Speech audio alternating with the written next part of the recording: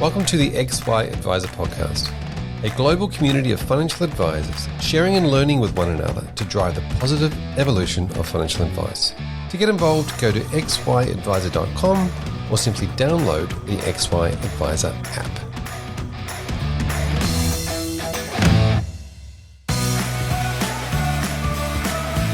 First Sentier Investors are a global asset management group managing $247.3 billion of assets as of the 30th September 2021. They have 17 independent teams operating across equities, fixed income, listed, and direct infrastructure and multi-asset, led by principles of responsible investment and stewardship. They are home to FSSA Investment Managers, an Asian and global emerging markets equities investor. Stewart Investors, a pioneer in emerging market equities and sustainable investing, and Real Index Investments, a systematic equities manager.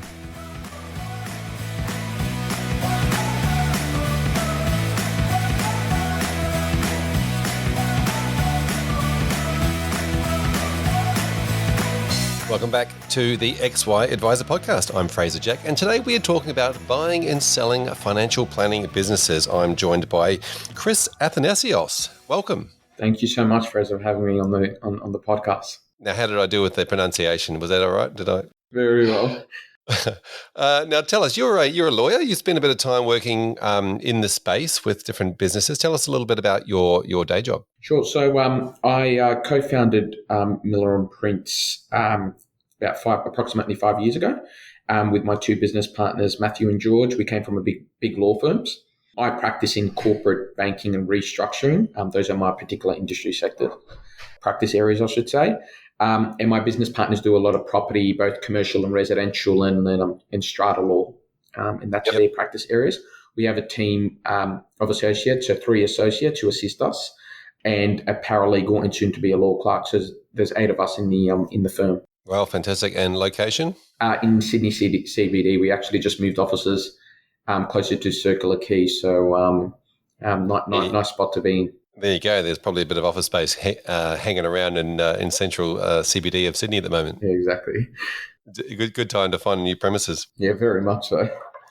Fantastic. And Chris, how did you tell us about your journey? How long have you been in this, and how did you get into law in the first place? So I got into the industry when I was 18 years old as a paralegal, as you do when you're in university, and so I started working when I was 18 years old. Moved from firm to firm, getting different, mainly in the corporate and commercial sector. Then I was working in a relatively large boutique firm, had a national presence. I left that, got into the top tier firm. At Minter Ellison, focused a lot on banking or corporate banking.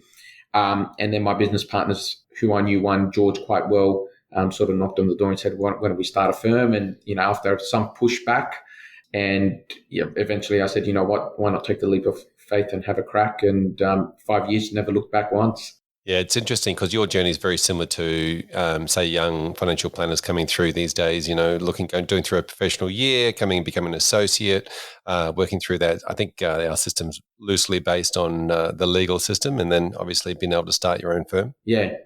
And now the objective is to grow it, right, and grow it in the right direction. Yeah, exactly right. And, so many similarities, understanding who you best serve and who you can help and sort of swimming in your lane, all those sorts of things. Exactly. And focusing and having a good relationship with clients, I guess, is the other similarity, right? So it's very relationship driven, especially, for example, in the Australian market. Yeah.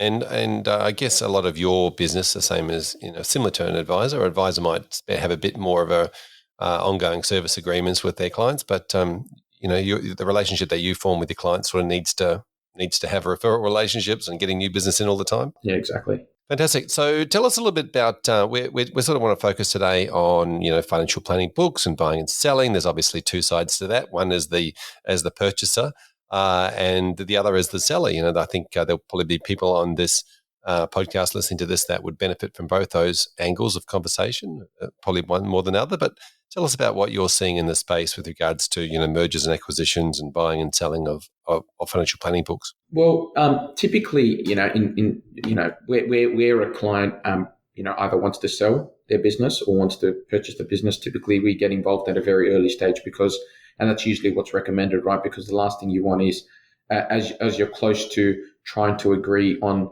purchase price and whatnot, then lawyers come in, or advisors come in. They're like, "Have you thought about this?" And then you end up reshuffling, the transaction. So typically, we see in a favorable situation, clients get us involved early, and just to follow through with that, preparing and planning for businesses. They can, when you prepare properly, you can significantly increase, the purchase price when you're acting for the vendor. But also with that in mind, you reduce stress and the uncertainty that comes with transaction. And no transaction is clear cut. Every transaction, you do have to work with both the vendor and the purchaser, because at the end of the day, my view on all this is a successful advisor is one that closes the deal, not tips over the deal, right? It's very easy to say don't do the deal, but it's harder to say, okay, well, how can we work around this particular issue or circumstance? Yeah, I never really thought about the idea of a lot of deals that don't actually go through, that start and then fall over. Tell us about what some of the main causes of that are. Well, I think not seeing eye to eye and managing expectations from the beginning. Typically, valuation misalignment is probably a common one, where the vendor thinks that their business is worth a lot of money and the purchaser says no, it's not. Like, the reality is it's the valuation should be at X. But also, one thing that you don't see often, where in the case where you're not buying a client book, but more so you're buying the business as a whole, integration, cultural integration is a very critical one as well. You would want to see a circumstance where not only do you close the deal once you buy the business, but there is an integration in terms of cultural alignment, client servicing, expectations, etc. Yeah, really interesting. And also, I also feel there's things like the licensing that sort of muddy the waters and what those client target markets are. Yeah. And again, just circling back on, readying the business for sale or working with a purchaser to make sure that the purchase is seamless. Just like clients speak to financial planners, right? Business owners should speak to professional advisors, to assist them, with getting the best outcome on the transaction. Yeah, this is an interesting point. So we're talking about time, right? We're talking about the time it takes to prepare versus the old, the quick, fast sale type. I need to buy now. And that preparation time can obviously lead to very different multiples or business valuations. And outcome as well on the transaction. Yeah. What sort of time are we talking about? We've seen a deal close at last Christmas. We had a term sheet that came in mid-December. We ended up closing at 31 January. Now that was really quick, and we really focused on making sure that the client achieved that a particular objective. But granted, that particular we were just purchasing, or our client was just purchasing the client book. So it was a bit more, the transaction was a bit more lean, and the focus was a bit more particular on the particular transaction. It was a high quality asset. And by a high quality asset, what I mean by that is, it was a particular client book that the value of the clients were in the purchases are quite high. Yep. Now, when you talk about the difference between book versus a business, can you just explain that? Yeah. So typically when you're buying a client book, you're focusing on the actual clients and the rights associated with the clients, being the recurring revenue, the benefit of the contracts, the records, etc.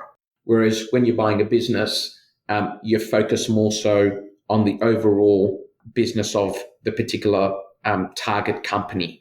So, for example, that would encompass the property where they conduct the business from. So you'll be taking over the lease, and that can look like an assignment or a novation, but dealing with the new landlord.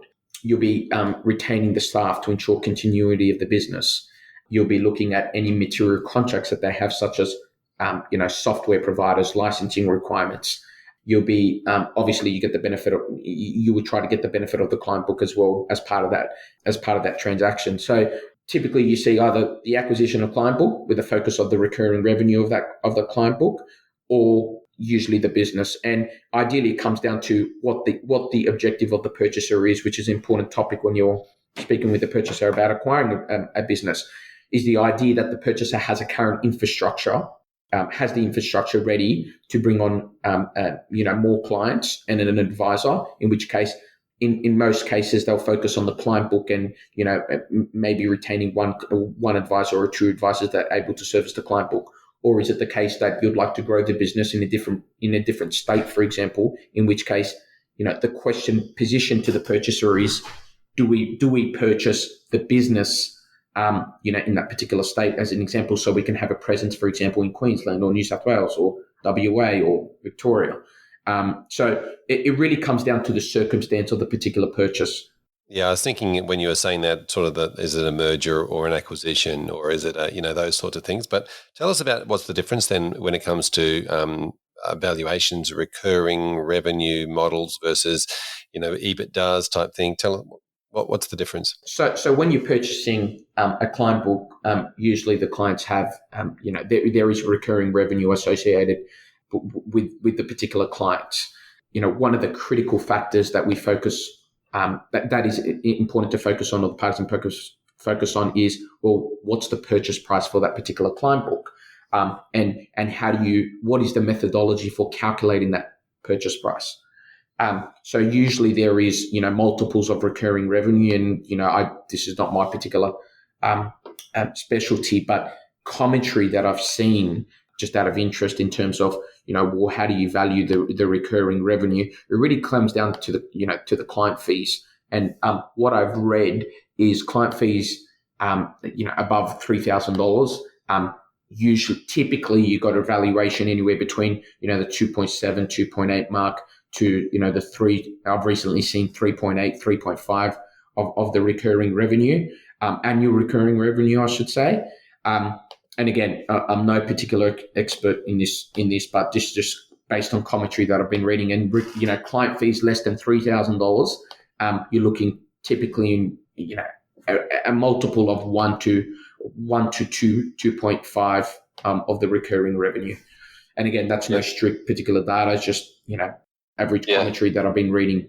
Yeah, that's interesting, isn't it? Though obviously we think about the cost to serve a particular client, and if it's below that sort of average of 3,000, or if we assume the average is 3,000, then it really affects the multiple. Yeah. And then when you focus on, so that's when you typically buy the client book, and then when you focus on the business, the purchase of the business, that can come in two forms. There's the assets. You purchase the assets, and as I've mentioned previously, when you purchase the assets, you're getting an assignment of the lease. You're making new offers to existing staff of the business. So you're looking at the profitability of the business as a whole. And the alternative to that is you purchase, instead of the assets, the shares. So you're taking over the target company shares, and that can come in a number of forms. You can do minority interest, or generally it's complete purchase in the business, and you're effectively stepping into the shoes of the previous vendor. That's probably the best way of describing it. And again, ways of computing the purchase price is either EBITDA or effectively the profitability of the business. And again, not my particular specialty, but again, very, very critical and important factor when parties are negotiating what the purchase price is, and what the computation, and how do they compute to that purchase price. Yeah, that's a really interesting point then, when it comes to full or majority shareholding. And I'm assuming there's probably going to be people that listen to this that one day will buy into a business, and they're buying a share in the company structure, I guess, that owns the business and therefore is responsible for all those leases and staff and all those other things. And that's generally if we went with an EBITDA business model. So do you ever look at the two of them together and say, well, I guess if you're selling, you look at the two together and go, I want to sell it this way because it works out to be a higher amount? Well, I mean, the purchaser is always going to have a review on that and a comment on that, right? So it really comes down to the teething between the vendor and the purchasers or their advisors. Yeah. Hey, I wanted to also just, while we were talking before about recurring revenue, how does a 12-month service agreement count? Does that count as recurring, or is it just for things that are ongoing service arrangements that are more than 12 months? Well, I think my understanding of it is it's. Let me know if I haven't answered the question over here, but it's the annual recurring revenue of that client, and then it comes down to for a particular period. Then it comes down to the purchaser doing due diligence to say, well, how long has that recurring revenue been existent? And you just hit a great point over here. What I've seen, at least in the past 3-4 transactions, is the purchaser typically doesn't actually make payment up front of the full consideration. What they end up doing is paying anywhere between, and again, subject to commercial negotiation, anywhere between 55 to 75% of the total consideration, and then the balance of the purchase price is paid over a year or two, statistically about 2 years, to see, okay, well, how long is this recurring revenue going to be with effectively the business, quote unquote. Yeah, so that's the goodwill factor, if you like. From conversations I've had in the past, I feel like that only ever benefits the purchaser, as in the revenue's not going to go up as much and if it does, it's sort of Well, if you tell me which hat do I have on, vendor / purchaser, I think from a purchaser perspective, it's the last thing you want is to pay 100% of the consideration, purchase price. And as we know, this industry is very key person driven, right? And very relationship driven. And, the advisor that sold the business, or the vendor that sold the client, I should say, ends up in 2 years starting their own, or a year and a half starting again, and then taking that exact same client because, they've went to be 3-4 times, in the past month and whatnot. So, you're protecting that's the purchaser hat on. You're protecting the goodwill of the business and the legitimate interest of the value of paying, 2.2 or 2.5, three times recurring revenue. And from a vendor perspective, I guess, really incentivizes them to ensure that the client remains with the purchaser. Yeah, I kind of feel you're absolutely right. Depending on which hat you wear, if you're buying a business, you want to go in there with that. We'll pay you some now and pay the rest later. And if you're selling, then you might want to go in with hey, I just want it all up front. Let's just do the deal and walk away. With those revenue, I know you're not a valuer. You don't do the valuations, but how do you see that then? Like other professions, that's quite high compared to other professions, isn't it? Like there's accounting books and legal books. They're not up that 2.7 to 3.5 times. No, yeah, I agree with that. But I think you need to look at the business, holistically, right? I've seen in other businesses away from professional services where EBITDA multiples are 6-7 times. And the reason for that is the infrastructure is there. The key persons, I think the key is one of the keys, and based on my very humble understanding of valuations, when you're paying 5-6 times multiple of an EBITDA or an adjusted EBITDA, the key persons, if they're taken out of the business, I think the critical component is, well, the business is self-sufficient. It can generate the profits. It can continue to generate the profits, et cetera, et cetera. So I think, in terms of, just circling back to your direct comment, I think it is quite relatively high, particularly, for legal practitioners. We definitely don't have a high multiple. And I think the reason is that it's very key person driven, right? If I leave tomorrow, the firm, will my clients follow? Likely. Likely follow. Not guaranteed, but likely. So I guess that reciprocates the multiple applied. Yeah, it's interesting, isn't it? That key person risk for financial advisors, as you sort of mentioned there, if you are selling a book or even the business, is as somebody that's selling their business to try and make sure that key person risk is not there, and to transition the clients over to having a relationship with the business more so than the key person. Yeah, before they sell. So the way to police that from a purchaser perspective, or the way to govern that from a purchaser perspective, this concept of key person risk is effectively the relationship is with the advisor, and the clients like the advisor, and the advisor like the client. But that from the purchaser perspective, they're paying a multiple on their recurring revenue. Well, the way to police that generally is introducing concepts of restraint of trade and enforceable restraint of trade, and the argument, one of the arguments that I try to position is, well, if we're paying, for example, 3 times recurring revenue on the client book, well, you should be restrained for 3 years. That's generally the way I position it when I'm acting for the purchaser. Yeah. How does that work, the restraint of trade? Because I hear different things. Some people say, well, you can't stop somebody from earning a living, but then what's the idea behind? So the idea is to protect the purchaser's interest, and if the purchaser's buying the client book, well, to protect the purchaser's interest in that client book, because the last thing anybody would want is you're buying 3, for example, and I'll continue to revert to 3 times recurring revenue, but for the purpose of the example, 3 times recurring revenue. Well, you want to make sure that you haven't paid 3 times that client's recurring revenue only to find out 6 months later the vendor's taken that exact same client and can redo it again, and can sell the right to that client or the entitlements to that client again. So it's restraining the particular vendor or the associates of the vendor to ensure that, they can't service that particular client in the context of a client book. Now, you want to make sure that you want the restraints to be enforceable, and that's quite a complicated area. But the idea is to ensure that, again, the purchaser's interest in the context of a client book is protected.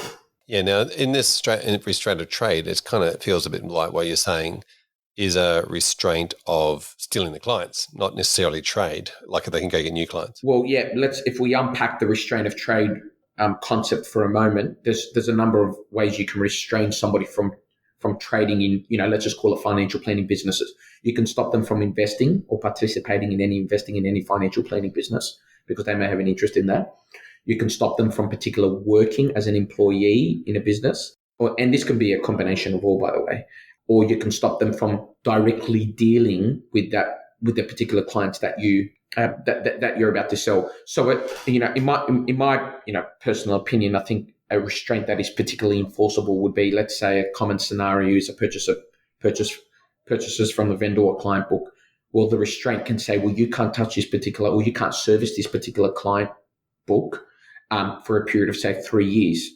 And usually we introduce concepts such as cascading provisions, which essentially means, 3, 2, 1, 6 months. And the idea of that is to say, well, if 3 years isn't enforceable, court should look down at 2 years, 1 year, etc. So I think that would be a very enforceable restraint of trade where you say, well, you can't touch this particular client book. I paid you for that client book and we agreed on a fair valuation. But you can go, work as a financial planner for a different business, provided you don't touch those clients. I could see that as be a very enforceable restraint of trade. The alternative is, and something that's a bit more robust, I'll say, is you can't touch a client book, you can't work, you can't invest in financial planning, you can't do anything associated with financial planning. I think that would be a very difficult restraint of trade to enforce. So I think the short point and the short message to take from it is purchasers should really apply their mind when they're negotiating this restraint of trade. What is it that you're really trying to protect? Now, you mentioned culture and staff a little bit earlier.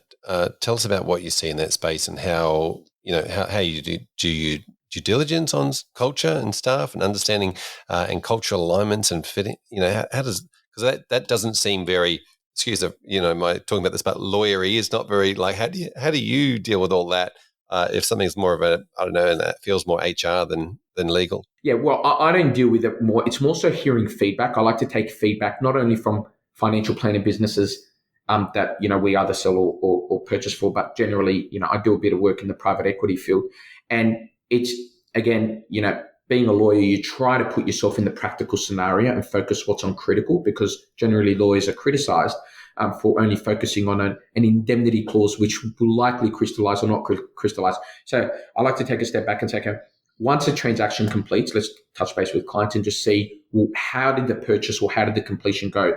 Is there a good integration?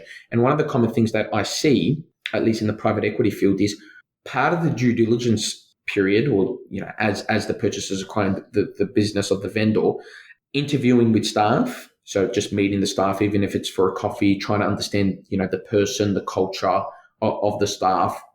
Getting, for example, client references is not a bad idea either.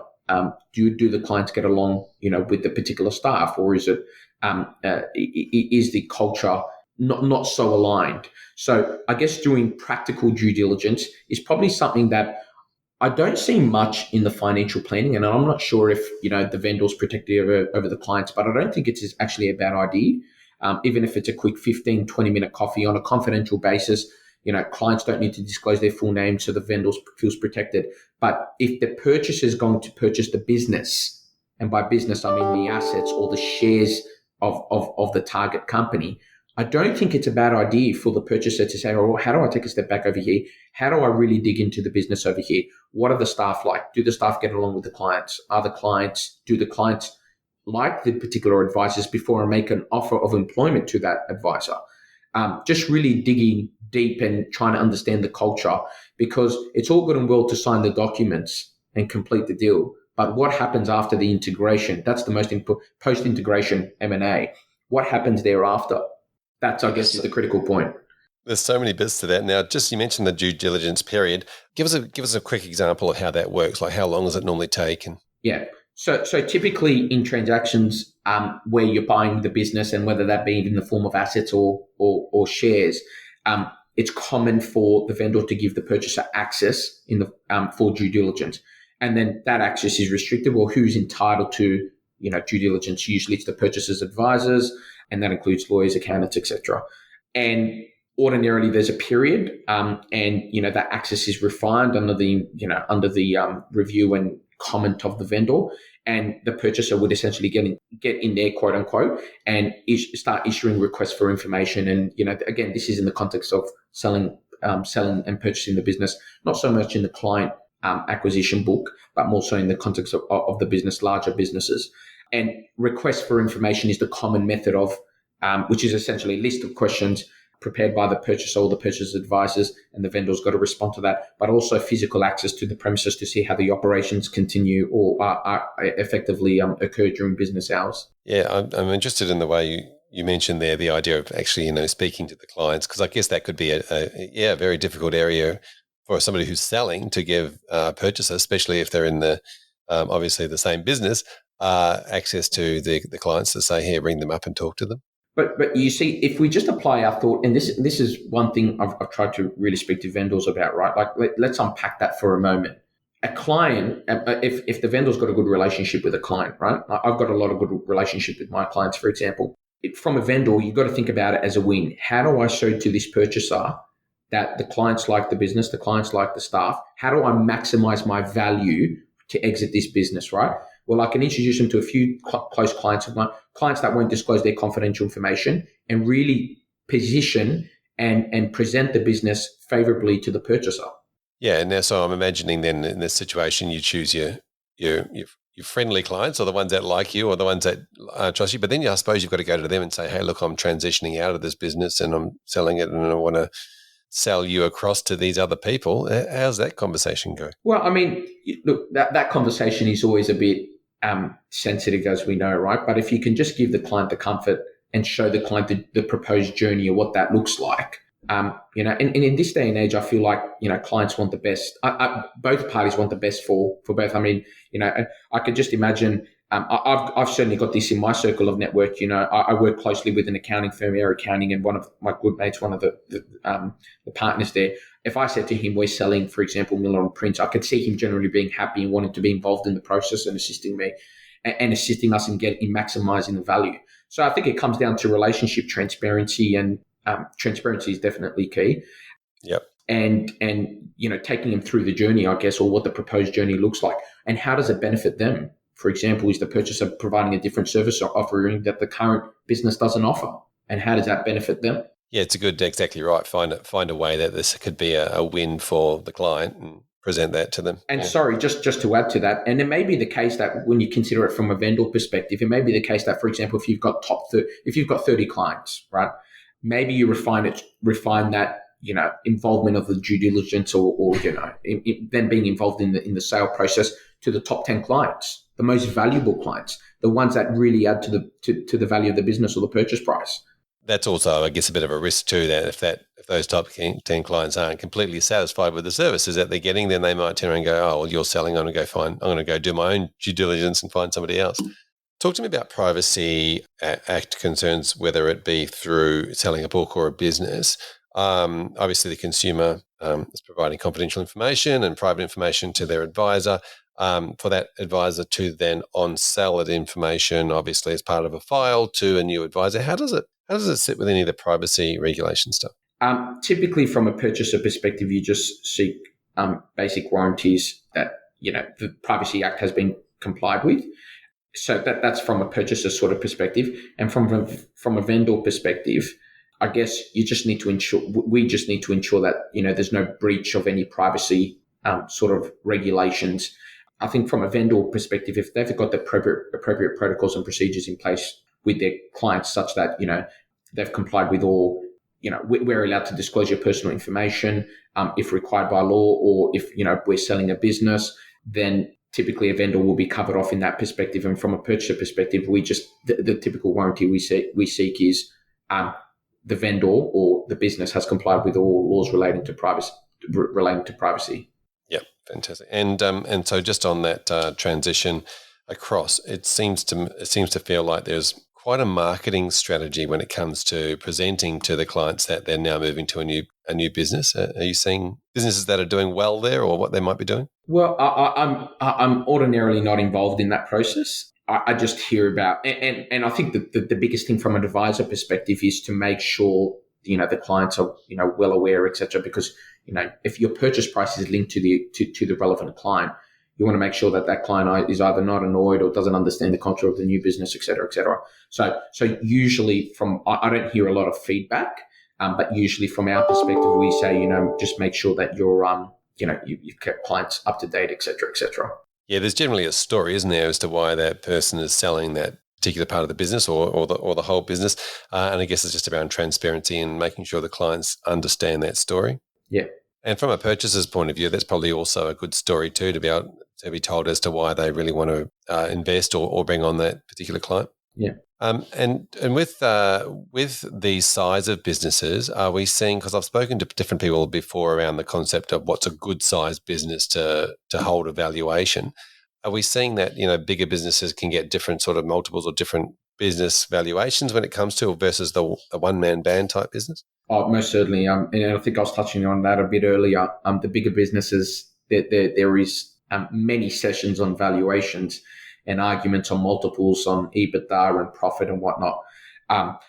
That's in the context of a large business.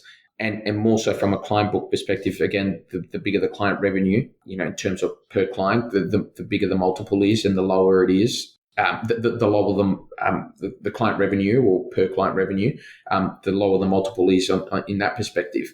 And again, it just goes down to a lot in the context of a sale of business, whether it be by way of asset or shares.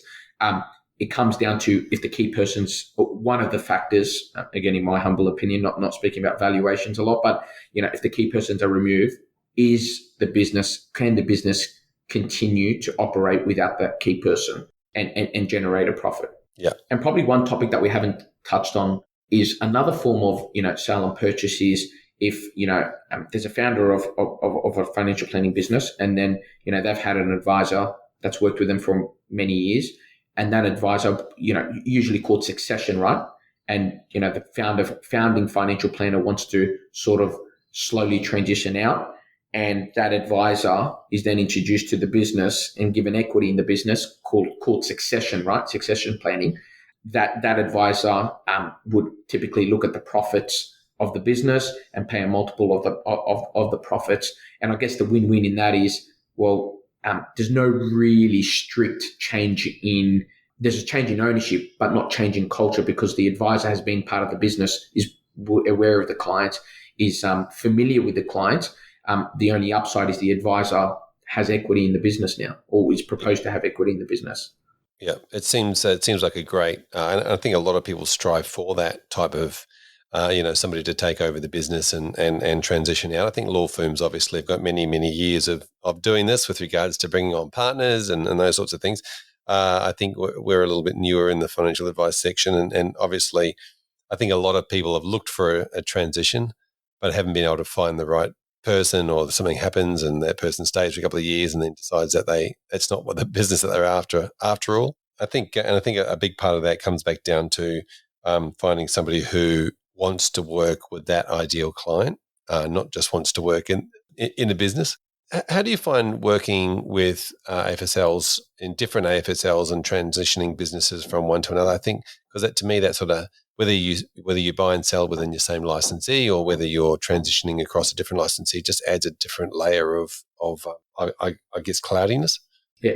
Well, the only involvement that I have with the AFSLs, we don't advise on whether the AFSL is appropriate for the relevant financial planning business, and whether it could give advice. But usually we just, one of the conditions that we include is a corporate authorized representative agreement is negotiated between the relevant parties as part of the sale and purchase.